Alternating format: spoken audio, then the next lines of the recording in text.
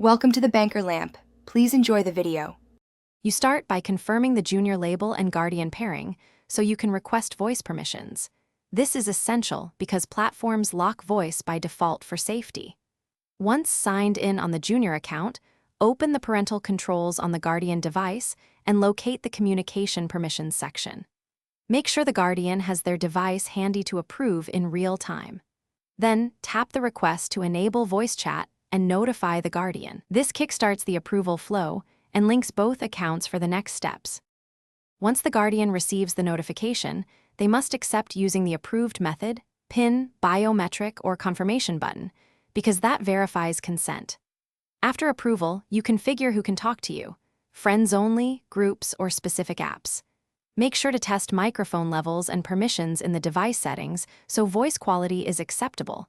Low gain or blocked mic will break chat. Also enable push notifications for permission requests and keep the app updated so future changes follow the same secure. You finish by running a private test call to confirm voice works.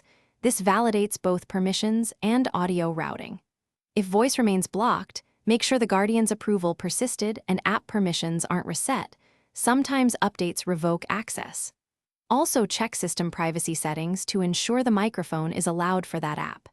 If problems continue, restart both devices, reauthorize the mic, and repeat the guardian approval. That sequence resolves most permission synchronization issues quickly. Thanks for watching. If this was helpful, leave a like and consider subscribing. See you next time.